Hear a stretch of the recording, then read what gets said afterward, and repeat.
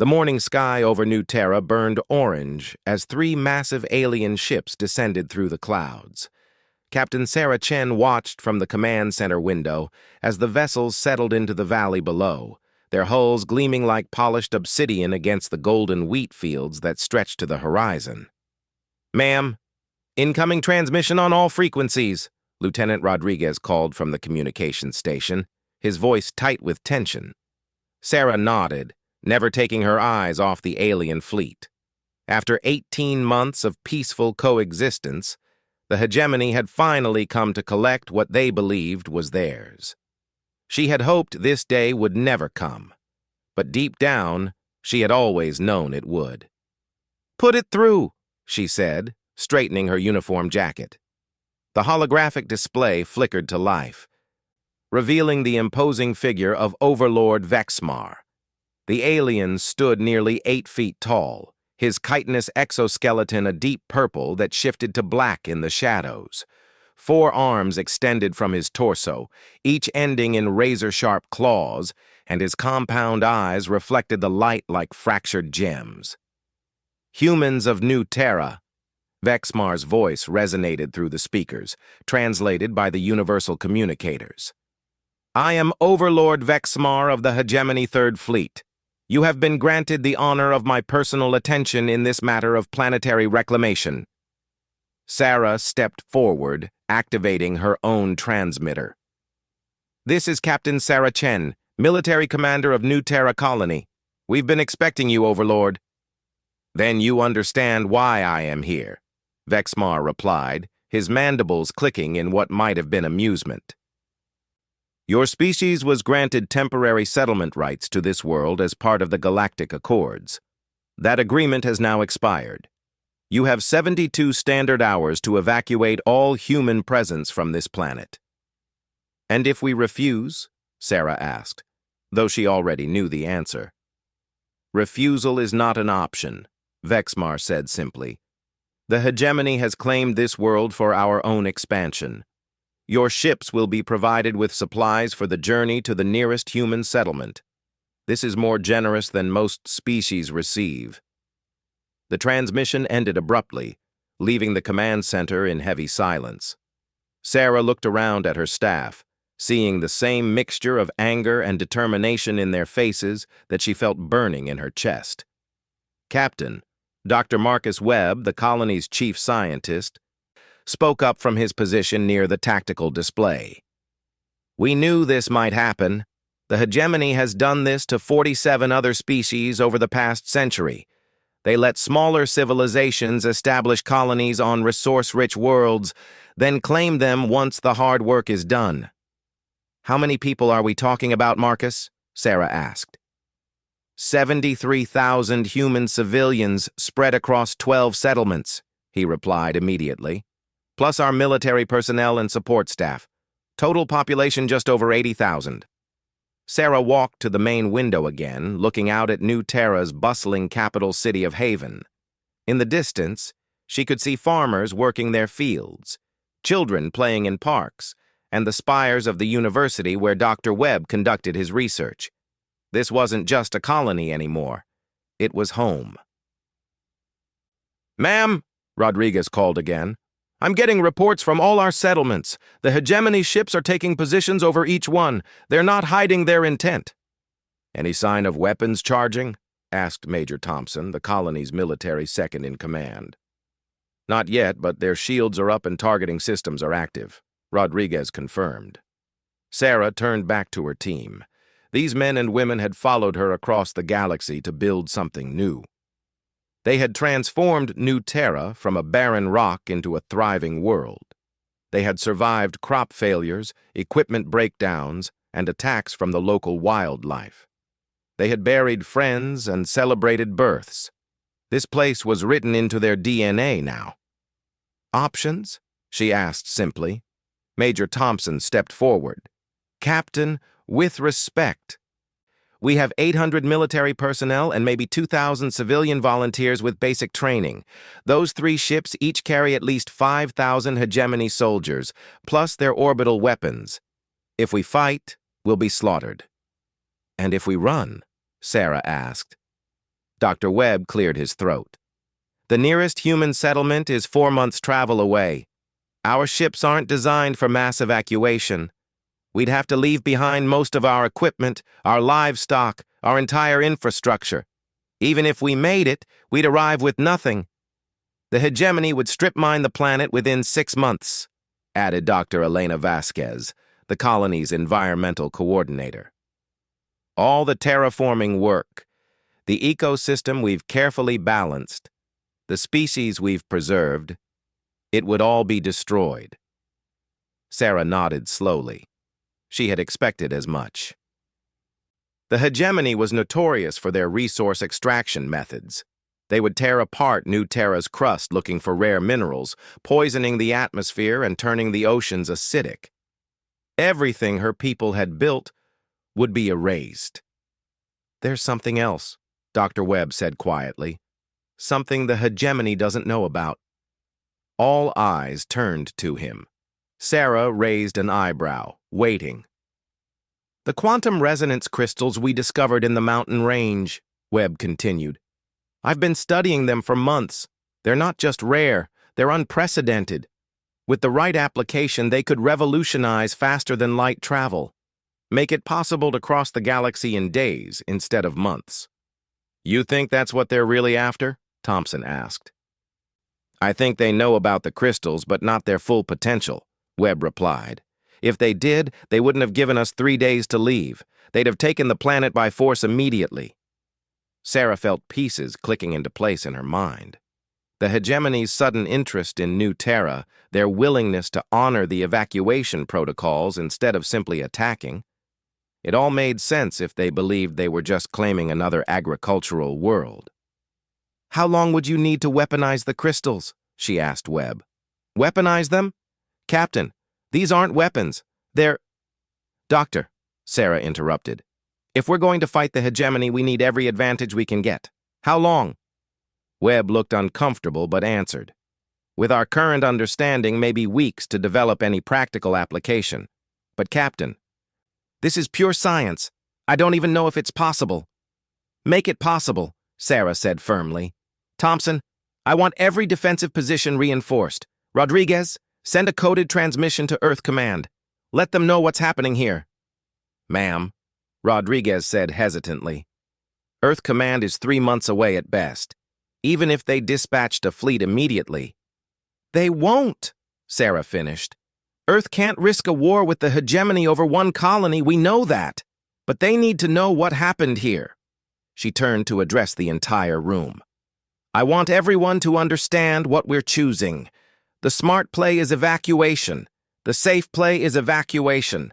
The hegemony has superior numbers, superior technology, and the backing of half the galaxy's species. Sarah paused, looking at each face in turn. But this is our home. We built it with our own hands, our own sweat, our own blood. We've made it into something beautiful and alive. And I'll be damned if I'm going to hand it over to a bunch of strip mining thugs who think they can push us around because we're small. What are your orders, Captain? Thompson asked. Send a response to Overlord Vexmar. Tell him we formally reject his demand for evacuation.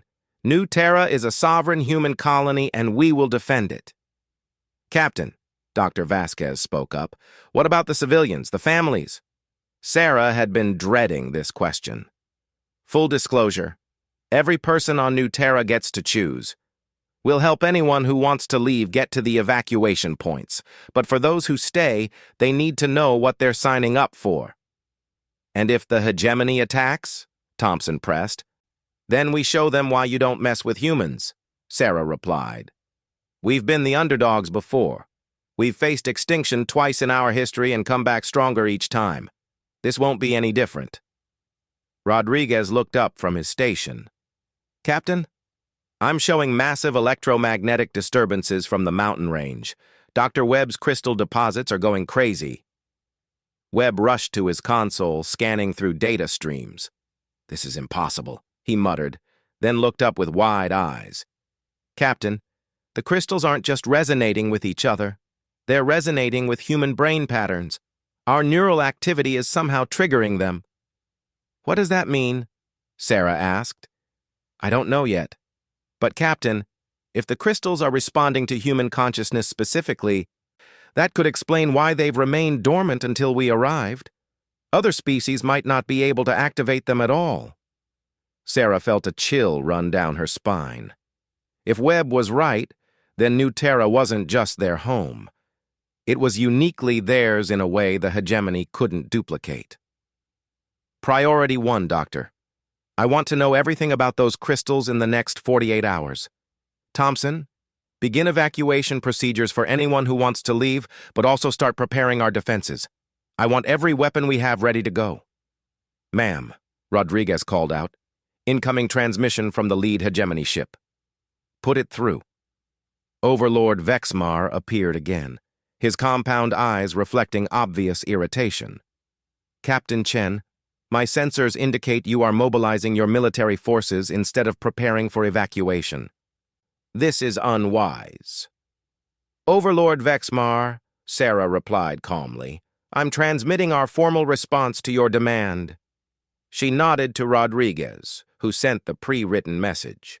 Vexmar's mandibles clicked rapidly as he read, his forearms shifting in what was clearly agitation. You cannot be serious, human. Your species has a reputation for reckless behavior, but this exceeds all expectations. We're quite serious, Sarah said. New Terra is our home. We're not leaving. Then you have chosen death, Vexmar replied coldly. Very well. You have demonstrated that your species cannot be reasoned with. When your 72 hours expire, my fleet will begin orbital bombardment. Your cities will burn, your people will die, and your defiance will be forgotten. The galaxy will remember only that the hegemony showed mercy, and humans chose to throw it away. The transmission ended with an abrupt click. Sarah looked around the room at her people. The weight of what they had just committed to was settling on everyone's shoulders.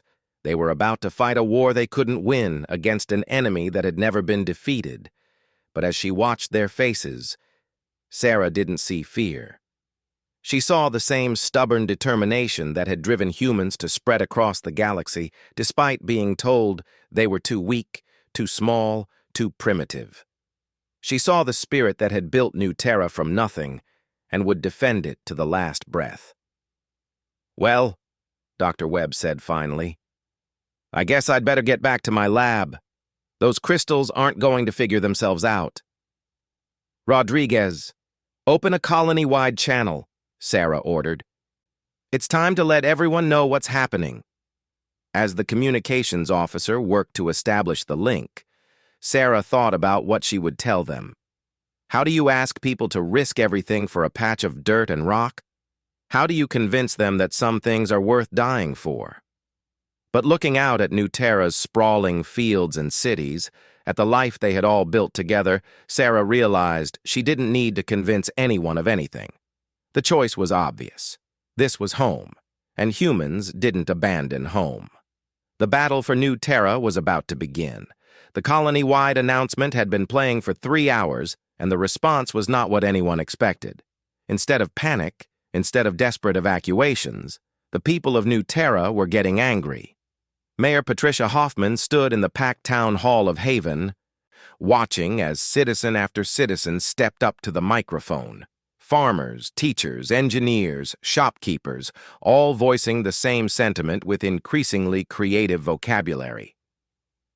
18 months ago, my family lost everything in the food riots on Kepler Station, said Janet Morrison, a crop specialist who had moved to New Terra with her 2 children. We came here with nothing but hope and 2 suitcases. Now I've got 40 acres of the best farmland in the galaxy. My kids have friends and we have a future. I didn't survive hell just to hand it over to some bug-faced bullies. The crowd erupted in applause. Mayor Hoffman tried to maintain order, but even she was struggling to hide her smile. The evacuation ships leave in 36 hours, she announced. Captain Chen has made it clear that anyone who wants to go has safe passage. No one will think less of you for making that choice. An old man near the back stood up slowly. Thomas Wright was 82 years old and had been one of the first colonists. Mayor, I was at the Battle of Titan Ridge during the Resource Wars. Lost my leg and half my squad to corporate mercenaries who thought they could push Earth around. Took us 15 years, but we showed them different. He tapped his mechanical leg with his walking stick. These hegemony folks remind me of those mercenaries. Lot of fancy equipment, lot of big talk, but they never fought anyone who had something real to lose. I'm staying. More applause, louder this time. Mayor Hoffman looked at the list in her hands, a list of families who had requested evacuation transport. In 3 hours, only 17 names had been added. Out of 73,000 people. This is madness, Dr. Yuki Tanaka whispered to her colleague as they watched the proceedings from the side of the hall. She was the head of the colony's medical services and had seen enough combat injuries during the settlement's early days to know what war looked like. Maybe, replied Dr. Vasquez, but it's our madness. Meanwhile, in the Mountain Research Facility, Dr. Webb was discovering that madness might be exactly what they needed. This is impossible, he muttered for the 20th time as he stared at the data scrolling across his screens. The quantum resonance crystals weren't just responding to human thought patterns. They were amplifying them. His assistant, Dr. Raj Patel, looked up from the crystal sample he was examining. Marcus, you need to see this. I had Jenny from engineering come down and hold this crystal while I monitored it. Webb walked over to the examination table where a fist-sized purple crystal sat humming softly under the scanner array. Watch this, Patel said, placing his hand on the crystal's surface. The crystal's hum deepened, and the energy readings spiked dramatically. But when Patel concentrated, focusing his thoughts on specific images, the crystal's resonance shifted to match different frequencies. It's not just responding to brain patterns, Patel explained excitedly. It's responding to conscious intent. When I think about light, the frequency shifts into the visible spectrum. When I think about movement, it generates kinetic resonance fields. Webb felt his heart racing. Raj, are you telling me these crystals can be controlled by human thought? That's exactly what I'm telling you. But Marcus, there's more. The crystals aren't just individual units. They're networked. Every crystal on the planet is connected to every other crystal through some kind of quantum entanglement field. Webb sat down heavily in his chair. A planet-wide neural network that responds to human consciousness. No wonder the hegemony wants this place. The question is, Patel said, do they know what they're really after? The answer to that question was becoming clearer in the command center of the lead hegemony vessel. Overlord Vexmar stood before a tactical display showing New Terra's surface, his forearms moving in complex patterns as he processed information from his scouts. Report, he demanded from Commander Zethak, his second in command. The humans are not evacuating, Overlord. Our surveillance shows they are actually fortifying their positions. Their military installations are being reinforced, and civilian centers are being converted into defensive positions. Vexamar's compound eyes reflected frustration. In his 3 decades of service to the hegemony, no species had ever refused evacuation when faced with orbital bombardment. Most civilizations understood the futility of resistance against superior firepower. What of their fleet? He asked. Minimal threat, Overlord. 12 cargo vessels, 8 patrol craft, and 2 light cruisers. Their most powerful ship has weapons equivalent to our scout fighters. Then why do they persist in this foolishness? Commander Zethak shifted uncomfortably. Intelligence suggests they may be unaware of our full capabilities, Overlord. Human databases show limited contact with hegemony forces. They may genuinely believe they can resist. Vexmar considered this. He had studied the human species extensively since receiving this assignment. They had a documented history of irrational resistance against superior forces, often achieving victory through unpredictable tactics and sheer stubbornness. But this situation was different. The technological gap was insurmountable. What of the mineral surveys? He asked. Confirmed, Overlord. The quantum resonance deposits are extensive, possibly the largest concentration ever discovered. The crystals could power our expansion fleets for centuries. Vexmar nodded. The crystals were indeed the prize, but they were just crystals. Useful for energy storage and faster-than-light communication networks, but hardly revolutionary. The humans couldn't possibly understand their true value. Double our surveillance. I want to know what these humans are planning. And prepare the bombardment arrays. When their time expires, I want to end this quickly. Back on the surface, Captain Sarah Chen was learning that humans could be very creative when their survival was at stake. Ma'am, engineering reports that they've completed the modifications to our communication array, Lieutenant Rodriguez announced. Dr. Webb's crystal integration is online. What exactly does that mean in plain language? Sarah asked. Chief Engineer Martinez stepped forward, wiping grease off his hands with a rag. Captain, we've essentially turned our entire communications network into one giant neural interface. Every person in the colony can now connect mentally to the crystal network. Sarah stared at him. Connect mentally? Are you serious? Dead serious, ma'am. Dr. Webb's research shows that the crystals respond to human thought patterns better than any computer interface we've ever built. Instead of typing commands or using voice recognition, people can literally think their intentions to the network. And what can they do with that connection? Sarah asked, though she suspected the answer would be extraordinary. Dr. Webb appeared from behind a bank of equipment, his hair disheveled and his eyes bright with exhaustion and excitement. Captain, we've barely scratched the surface. The initial tests show that humans can coordinate through the crystal network like a hive mind, but without losing individual consciousness. Perfect communication, perfect coordination. But there's more, Engineer Martinez added. The crystals can affect local gravity fields, electromagnetic radiation, even atmospheric pressure. With focused human intent channeled through the network, we might be able to create defensive fields, disruption zones, maybe even localized space-time distortions. Sarah felt dizzy trying to process the implications. Are you telling me we can fight back? I'm telling you we might be able to do things the hegemony never imagined, Webb replied. But, Captain, we're making this up as we go along. We don't know the limits, we don't know the side effects, and we certainly don't know if it will be enough. How many people can connect to the network safely? We don't know. The crystals seem to scale automatically to accommodate more users, but we've only tested with small groups. If we're talking about linking the entire colony, we could be looking at something unprecedented in galactic history, Dr. Vasquez finished, having joined the group. A true collective consciousness while maintaining individual identity. Sarah walked to the window and looked out at Haven.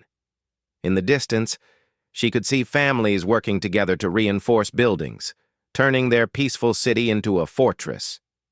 Children were helping their parents dig trenches in the parks where they used to play. Everyone was working with a coordination and efficiency that seemed almost supernatural. How many people are already connected? She asked. About 3,000 so far, Webb replied. We started with volunteers from the technical teams, then expanded to anyone who wanted to try. The network grows stronger with each new connection. Sarah made her decision. Open it to everyone, full colony integration. Captain, Major Thompson spoke up from across the room. We're talking about linking the minds of 80,000 people through alien technology we don't understand.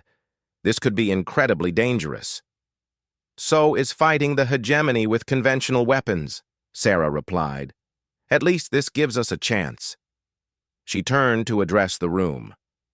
I want continuous monitoring of everyone connected to the network. Any sign of negative effects, any loss of individual consciousness, and we shut it down immediately. But if this works, if we can coordinate our entire colony through this crystal network, then maybe we have something worth fighting for after all. Over the next 12 hours, the transformation of New Terra was visible even from orbit.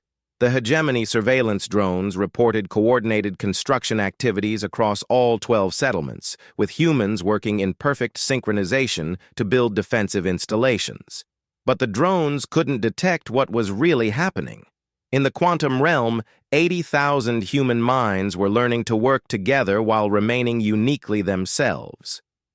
Through the crystal network, a farmer could share his knowledge of local terrain with a soldier. A teacher could help an engineer understand complex social dynamics, while the engineer showed her how to build energy shields. The network wasn't controlling anyone, it was connecting them. Each person maintained their own thoughts, their own personality, their own free will. But now they could also access the collective knowledge, experience, and creativity of their entire species on New Terra. Mayor Hoffman discovered she could feel the mood of her entire city like a physical sensation. Dr. Tanaka found herself instinctively knowing where medical attention was needed before patients even arrived. Children playing games began unconsciously solving complex engineering problems that had stumped adults for months. And in the mountains, the crystals hummed with increasing power as more human minds joined the network. The resonance was spreading deeper underground, awakening crystal formations that had been dormant for millions of years. New Terra itself was becoming something new. "Captain," Lieutenant Rodriguez called out, "I'm getting readings I've never seen before. The crystal network is extending beyond our planet. It's reaching into space." Sarah walked to his station and looked at the displays. "What am I looking at?" "Ma'am, the quantum field generated by our network is interacting with subspace. We're not just connected to each other anymore. We're connected to the fundamental structure of reality in this region of space." Dr. Webb rushed over, studying the readings with growing amazement. "Captain, this is incredible. The network isn't just local anymore. We're creating a controllable distortion in space-time if we can focus the collective will of our people through this field." He trailed off, staring at the data. "Doctor," Sarah prompted. "We might be able to rewrite the laws of physics in a localized area," Webb whispered. "Not break them, not violate them, but actually rewrite them through collective conscious intent." Sarah looked around the room at her people, all now connected to the growing network. She could feel their determination, their love for their home, their absolute refusal to surrender what they had built. And underneath it all, she could sense something else. The planet itself, responding to their presence, awakening to defend its new children. 18 hours until the hegemony deadline expires, she announced. Let's see what humans can do when they really put their minds together. Above them, Overlord Vexmar was beginning to realize that he might have made a serious miscalculation. His sensors were detecting energy readings from the planet's surface that defied explanation. Whatever the humans were doing down there, it was unlike anything in hegemony experience. But he was committed now. In 18 hours, he would learn what happened when an unstoppable force met an immovable object. He was betting that overwhelming firepower would triumph over human stubbornness. He was about to discover just how wrong an overlord could be. The deadline expired at exactly 1200 hours New Terra Standard Time. Captain Sarah Chen stood in the command center, her consciousness connected to 80,000 other minds through the crystal network, feeling their collective determination like a warm fire in her chest. Through the network, she could perceive everything happening across the planet simultaneously. Children being moved to shelters, families embracing one last time, and soldiers taking their positions with steady hands and steady hearts. "Hegemony Fleet is powering weapons," Lieutenant Rodriguez reported, though Sarah already knew through the network. Every sensor on the planet was feeding information directly into their shared consciousness. "All defensive positions report ready," Major Thompson added unnecessarily. Through the crystal connection, Sarah could feel the readiness of every human on New Terra like individual flames in a bonfire. Above them, Overlord Vexmar gave the order that would change everything. Begin orbital bombardment. Target their military installations first, then their population centers. Make it quick. The hegemony ships opened fire. Massive energy beams lanced down from orbit, enough firepower to level mountains and boil seas. The first salvo targeted Haven's military command center, New Terra's capital city, and the major farming settlements. The beams struck the planet's surface and simply vanished. What? Vexmar stared at his tactical display in disbelief. Status report. Unknown, Overlord, Commander Zethak replied, frantically checking his instruments. Energy discharge confirmed, but no impact signatures. Our weapons simply disappeared. Impossible. Check the targeting systems. All systems functioning normally, Overlord. The energy is reaching the planet's surface, but it's not causing damage. On New Terra's surface, Dr. Webb was watching the most beautiful scientific phenomenon he had ever witnessed. Through the crystal network, the collective will of 80,000 humans was literally rewriting local physics. Where the hegemony energy beams met the planet's atmosphere, they were being converted into harmless light and heat by the focused intent of an entire population. How? Dr. Patel asked through the network, his thoughts tinged with awe. Collective consciousness directing quantum field manipulation, Webb responded, his mind racing through the implications even as he helped maintain the defense. We're not blocking their weapons. We're convincing reality that their weapons don't work here. Sarah could feel the strain on the network as they maintained the defensive field. 80,000 minds working in perfect harmony, each person contributing their unique perspective to the collective defense. A child's innocent belief that nothing bad could happen to their home combined with a soldier's tactical knowledge and an engineer's understanding of energy physics.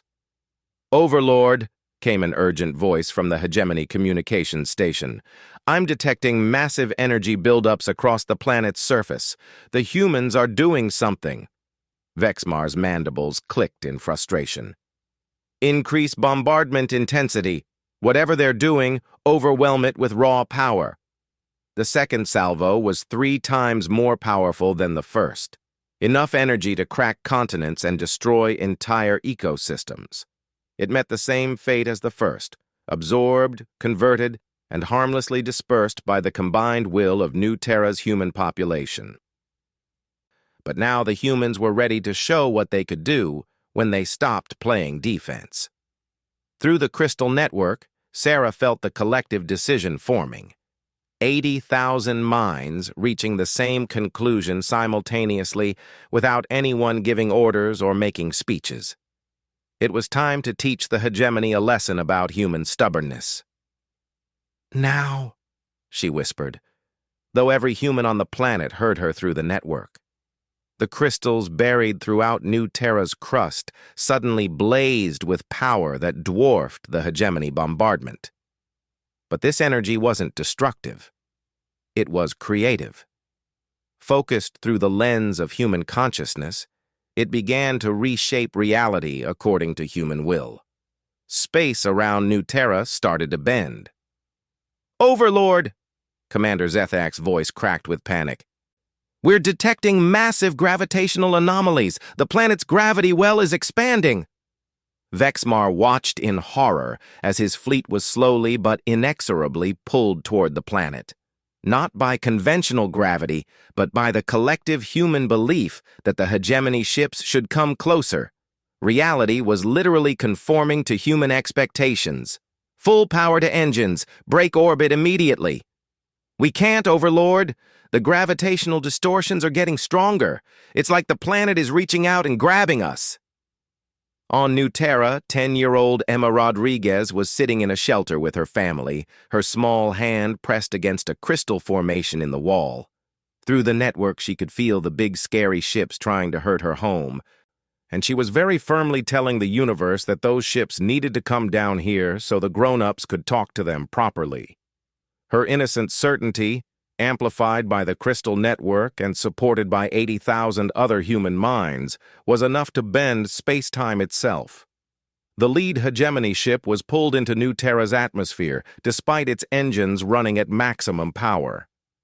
The vessel, designed for space combat, was never meant to operate in planetary gravity.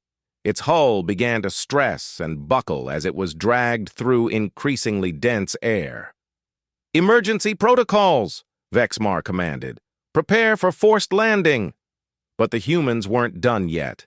Dr. Vasquez, connected to the network along with every other environmental scientist on the planet, was carefully adjusting atmospheric pressure around the descending ship.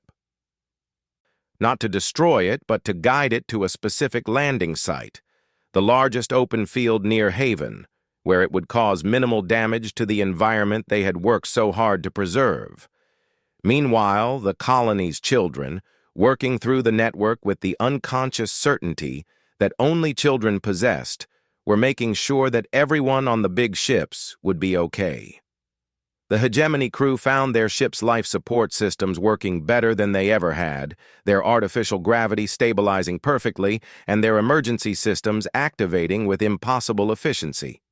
The ship touched down with surprising gentleness in the middle of what had been a wheat field, guided by the collective will of people who refused to be unnecessarily destructive even to their enemies. The second and third hegemony ships, seeing their flagship grounded, tried to flee. They found themselves fighting against space itself. Every time they tried to jump to faster-than-light speed, the quantum fields around New Terra convinced their engines that they weren't actually moving. The laws of physics in this region of space were now subject to human consensus, and the humans had decided that these ships weren't leaving until everyone had a proper conversation. Within an hour, all three hegemony vessels were sitting in New Terra's fields like enormous metal mountains. Their crews were unharmed, but completely trapped, held not by weapons or force fields, but by the absolute conviction of 80,000 humans that they should stay and talk things through. Captain Sarah Chen walked across the field toward the lead ship, accompanied by Mayor Hoffman, Dr. Webb, and a delegation of colonists. Through the crystal network, she could feel the curiosity and determination of every human on the planet. They had shown they could defend themselves. Now it was time to show they were reasonable people. The airlock of the hegemony ship cycled open, and Overlord Vexmar emerged with a small escort. The massive alien looked around in confusion, his compound eyes taking in the peaceful farmland that surrounded his grounded warship. This was not how military engagements were supposed to proceed. "Overlord Vexmar," Sarah said, walking forward with her hands visible and empty. "Welcome to New Terra. I think we need to talk." "This is impossible," Vexmar said, his translator conveying his bewilderment. "You should be dead. Your cities should be ash. Your planet should be surrendering." "Well," Mayor Hoffman said with a slight smile, "we've always been a stubborn bunch." Dr. Webb stepped forward, holding a small crystal that pulsed with gentle light. "Overlord, I think there's been a fundamental misunderstanding about what you're dealing with here. These crystals aren't just an energy source, they're a consciousness amplifier. They respond to sapient thought patterns, but only specific ones." "Explain," Vexmar demanded. "The crystals only respond to minds that think in terms of creation rather than destruction," Webb continued. "Your species approaches the universe from a position of conquest and dominance. The crystals won't work for you because that's not how they're designed to function." "But humans," Dr. Vasquez added. "Humans think in terms of building, growing, improving. We terraform planets not to strip mine them, but to make them better. We explore space not to conquer it, but to find new homes. The crystals respond to that mindset." Vexmar's mandibles clicked as he processed this information. "You're saying the crystals are useless to the hegemony?" "Not useless," Sarah corrected. "Just incompatible. Your species and ours think differently about the universe. The crystals amplify consciousness, but only consciousness that aligns with their quantum structure. And what exactly do you propose? Vexmar asked. Partnership, Sarah replied simply. The hegemony is good at logistics, organization, and large-scale coordination. Humans are good at innovation, adaptation, and working with natural systems. Together, we could do things neither of our species could achieve alone. The hegemony does not form partnerships with inferior species. The words hung in the air for a moment. Then, through the crystal network, Sarah felt the gentle amusement of 80,000 humans who had just watched this inferior species pull 3 warships out of orbit with the power of collective thought. Overlord, she said diplomatically, perhaps we should reconsider what constitutes superiority. Vexmar looked around again at his grounded fleet, at the humans who had defended their planet without firing a single weapon, at the impossible technology that turned consciousness into reality. His tactical display had shown him energy readings that violated everything he understood about physics. His weapons had been rendered useless not by superior firepower, but by collective belief. What are your terms? He asked finally. Simple, Sarah replied. New Terra remains a human colony. We'll share our research on crystal technology with the hegemony, but only for peaceful applications. In exchange, the hegemony provides us with protection and trade opportunities. And if we refuse? Through the network, Sarah felt the quiet confidence of her people. They had learned they could reshape reality itself when they worked together. They had discovered that consciousness, properly focused and amplified, was the most powerful force in the universe. Then you'll discover that this was the easy conversation, Sarah said with perfect calm. We're reasonable people, Overlord.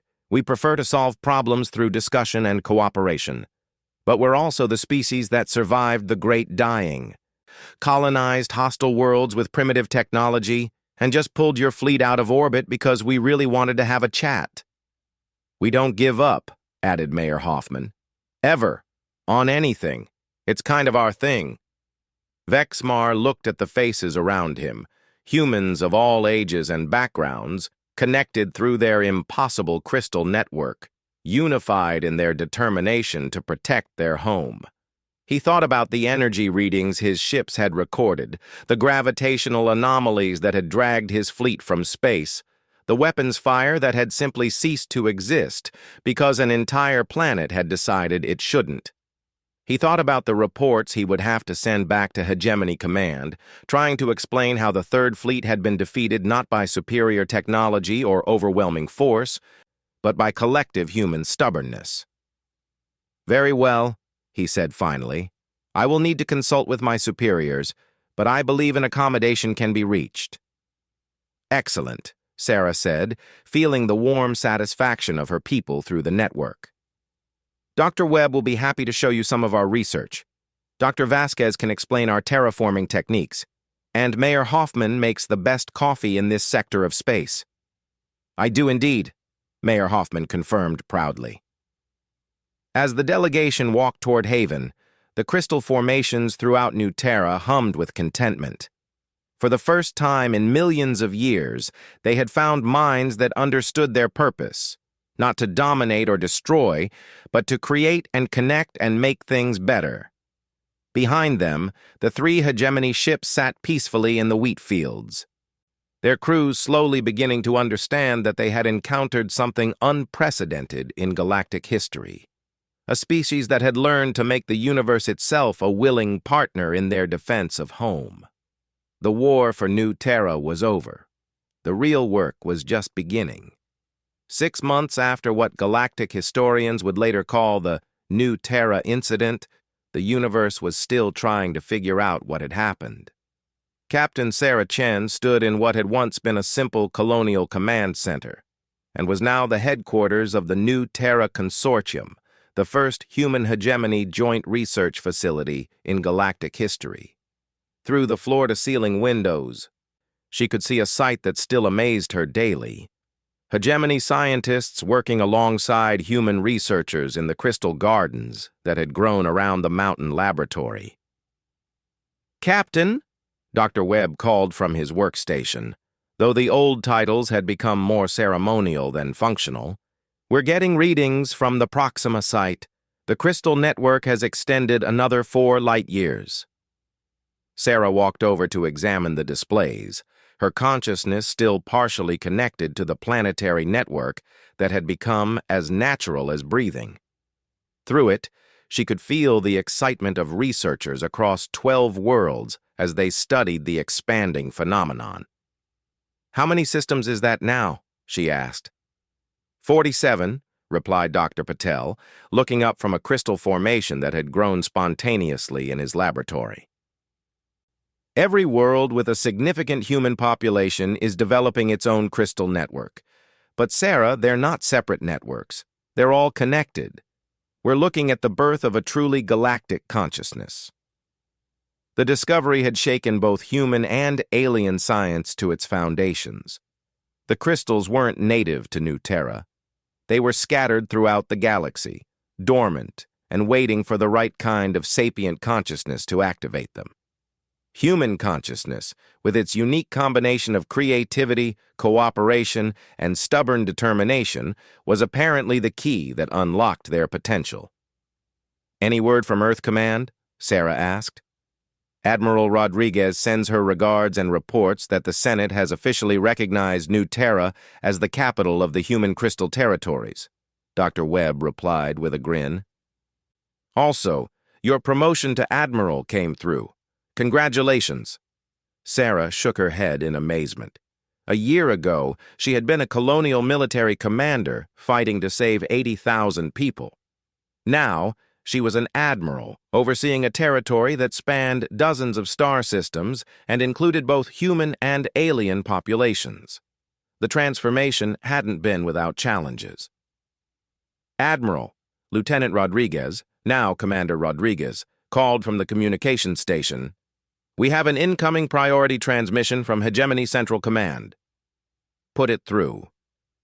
The holographic display materialized, showing not Overlord Vexmar, but Supreme Commander Thekvar, the highest-ranking military officer in the Hegemony. The massive alien's presence filled the room with an authority that had conquered hundreds of worlds. "Admiral Chen," Thekvar's translated voice carried a tone of grudging respect that would have been impossible 6 months ago. "I trust the integration proceeds smoothly." "Very smoothly, Supreme Commander. Your people have been invaluable partners in understanding the crystal network's potential." This was an understatement. Once the Hegemony leadership had accepted that humans could do things they couldn't, they had thrown themselves into the partnership with typical Hegemony efficiency. Overlord Vexmar, now serving as the Hegemony's ambassador to New Terra, had become one of Sarah's most trusted advisors.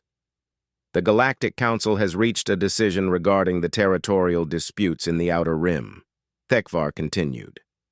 "They have requested New Terra's mediation."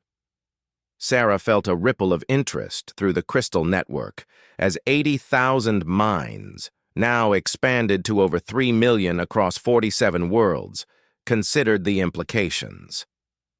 Territorial disputes had traditionally been settled through military conquest or economic pressure. But the New Terra model offered something unprecedented: conflict resolution through enhanced communication and shared consciousness. "We accept," Sarah replied. "When do they want us there?" "The Valdrian Empire and the Christek Coalition will arrive at New Terra in 2 weeks for negotiations.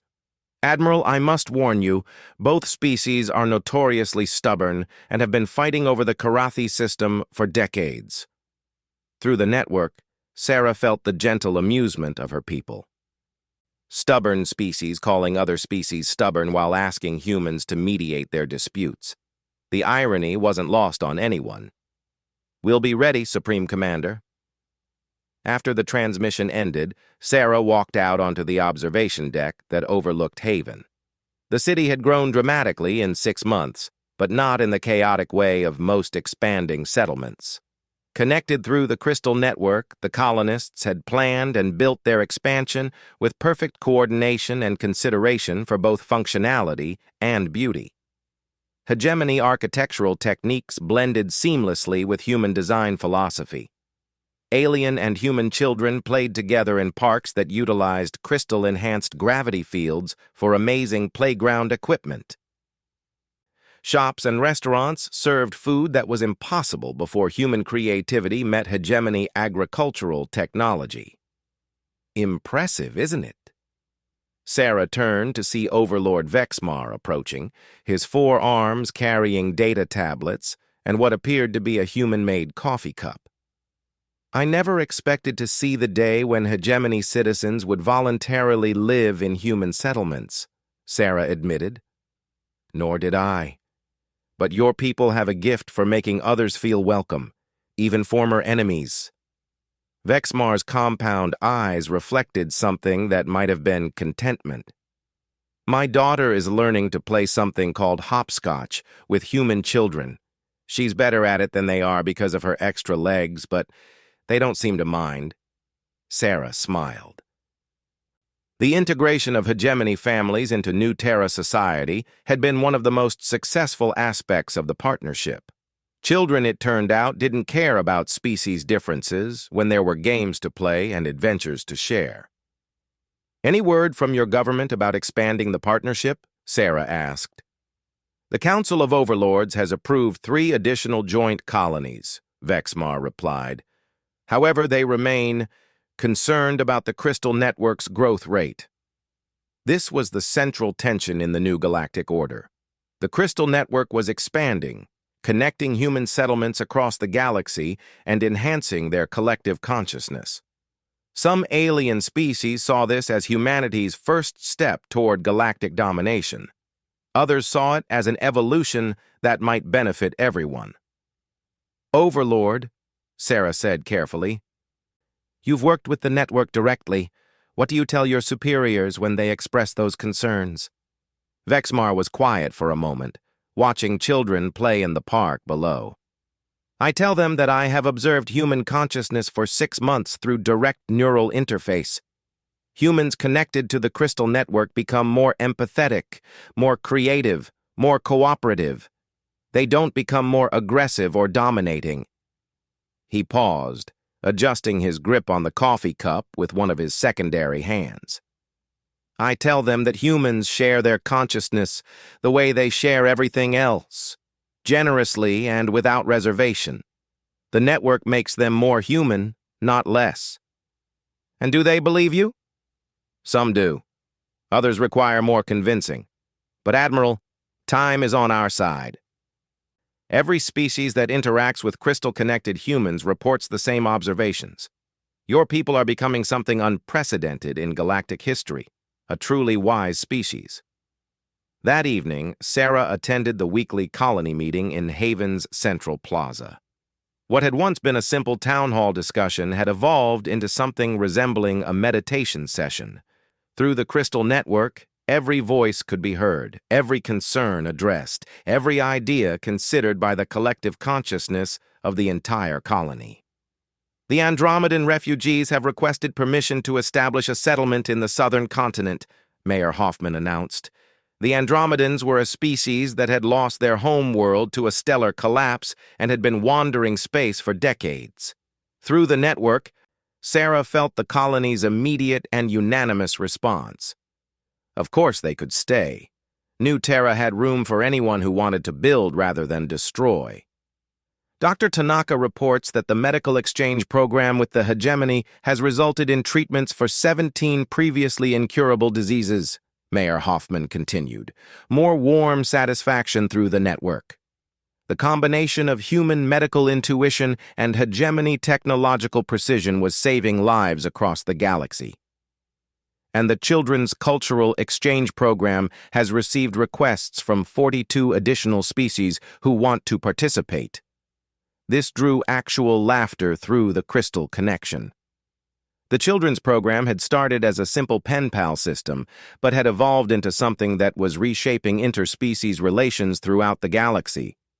Children, it turned out, were natural diplomats when given the chance to communicate directly through crystal-enhanced networks. Finally, Mayor Hoffman said with a slight smile, Earth has officially requested that we consider hosting the next Galactic Peace Conference. The request rippled through the network, considered by millions of connected minds in seconds. The response was unanimous. Yes, but only if all species could participate as equals. After the meeting, Sarah walked to her favorite spot on the bluff overlooking the valley where the first hegemony ships had landed. The ships were still there, but they were no longer weapons of war. They had been converted into research facilities and cultural centers, monuments to the idea that conflict could be resolved through understanding rather than force. Dr. Webb joined her, carrying 2 cups of the local tea that had become a favorite among both humans and aliens. "Admiral," he said, settling beside her on the bench someone had carved from local stone, "I've been thinking about what we've accomplished here." "Oh?"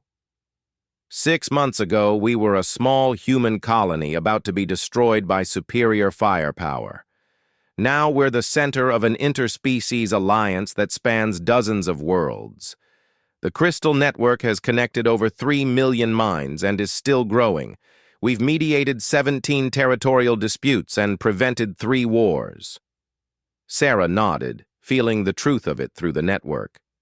New Terra had become something none of them had imagined, a nexus for galactic cooperation and understanding. "But you know what I think is most important?" Webb continued. "Tell me. We're still us. The network has made us wiser, more connected, more capable, but we're still fundamentally human. We still argue about sports teams and complain about the weather and make terrible jokes. We still fall in love and have families and dream about the future. And we still refuse to give up when something matters to us," Sarah added. "Especially that." They sat in comfortable silence, watching the lights of Haven twinkling in the valley below. Through the crystal network, Sarah could feel the contentment of millions of minds across dozens of worlds, humans and aliens alike, all connected by the strange quantum crystals that responded to consciousness itself. "Admiral," Webb said eventually, "what do you think happens next?" Sarah considered the question. Letting it ripple through the network and feeling the collective wisdom of her people consider the possibilities. New species were requesting to join the partnership every week. The Crystal Network continued to expand, connecting more worlds and more minds. Children who had grown up connected to the network were showing abilities that amazed their elders. "I think," Sarah said finally, "we keep doing what humans have always done. We adapt, we innovate, we build something better than what we found. And we never ever give up on the idea that different species can work together if they just try hard enough. Even when the universe tells us it's impossible?" "Especially then," Sarah replied with a smile. "We're humans, Marcus. Impossible is just another word for hasn't been done yet." Above them, the stars shone down on New Terra. And through the crystal network that connected dozens of worlds, millions of minds shared the same quiet satisfaction. They had been ordered to leave their planet. They had refused. And in refusing, they had changed everything. The galaxy was vast and full of wonders they hadn't yet discovered, species they hadn't yet met, problems they hadn't yet solved. But whatever came next, they would face it together, humans and aliens, connected through consciousness and united by the simple belief that cooperation was always better than conflict. It was, Sarah thought as she felt the contentment of 3 million minds through the crystal network, a very human way to run a galaxy.